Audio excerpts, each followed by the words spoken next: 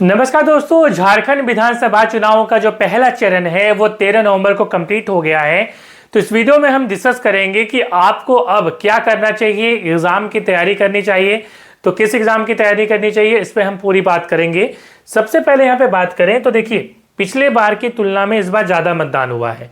पिछला बार 2019 में जब यहाँ पे विधानसभा चुनाव झारखंड में हुए थे तो इसमें 63.75% वोटिंग हुई थी और इस बार जो वोट टर्नआउट है वो है 66.51% पहला फेज में।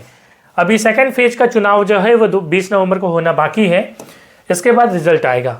अब देखिए, दोनों को माइनस करेंगे 2.76% ज़्यादा वोटिंग हुई है पहले फेज के अकॉर्डिंग। ठीक है, तो आप समझ पा रहे हैं कि पहले से ज़्यादा जो है वोटर जागरूक हुए हैं। अब देखना यह दिलचस्प होगा कि ये जो वोट टर्नआउट ज़्यादा हुई है, क्या इसमें महिलाओं की जो योजनाएं यहाँ पे बताई गई हैं अलग अलग पार्टियों के द्वारा, क्या उसके कारण ज़्यादा वोटिंग हुई है या यहाँ पे जो जितने भी छात्र हैं उन्होंने ज़्यादा वोटिंग करी है। ये देखना दिलचस्प होगा। कमेंट करके बताइएगा कि किन्होंने यहाँ पे ज़्यादा वोटिंग करी है, आपको क्या लगता है। आगे बात करें तो देखिए, मैं कोई पार्टी का प्रवक्ता तो हूँ नहीं, तो कई लोग सवाल पूछते हैं सर किस पार्टी को वोट करें।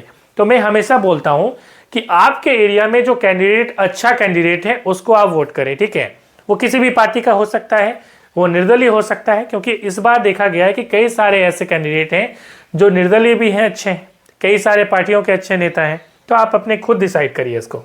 अब देखिए, चाहे पार्टी ए जीते चाहे पार्टी बी जीते, ठीक है, इसमें क्या होने वाला है, फिलहाल जेपीएससी के चेयरमैन की नियुक्ति होगी। तो जेपीएससी का जो यहाँ पे आप देख पा रहे हैं, चाहे बात करें जेपीएससी की जो ऑनगोइंग वैकेंसी है जेपीएससी फॉरेस्ट की, जिसकी क्लासेस एनालाइज प्रो ऐप में भी चल रही हैं, तो आप देखेंगे कि ये जो है अभी सबसे पहले तो ये क्लियर होगा, इसके एग्जाम की डेट आ जाएगी। लगभग आप टारगेट मान के चलिए 1 से 2 महीना आप टारगेट मान के चलिए।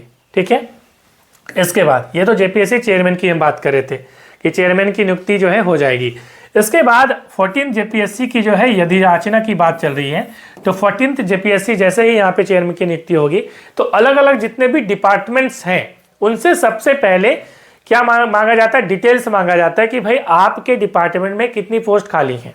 ठीक है, अब यहाँ पे डिपार्टमेंट्स से जो है कैटेगरी वाइज यहाँ पे आएगी कि भाई SC ST OBC EWS जो भी है उसके अकॉर्डिंग ये सीट्स खाली हैं। इसके बाद यहाँ पे जेपीएससी उसको अप्रूव करेगी कितना सीट देना है नहीं देना है। सीटें जनरली क्या होता है कि याचना से थोड़ी कम ही होती है। खैर, ये तो एक प्रोसेस की बात कर रहे हैं। तो इसमें लगभग 2 से 3 महीने का समय आपको देखने को लगेगा, कम से कम 2 से 3 महीने मार के चल रहे हैं। तो लगभग आप समझ के चलिए कि फरवरी मार्च में आप देखेंगे कि जेपीएससी के प्रीलिम्स की संभावना है 14 जेपीएससी की। ठीक है, तो आप इसको टारगेट करके चल सकते हैं क्योंकि समय बहुत कम होता है, समय निकलता जाता है, आपको पता ही नहीं चलेगा।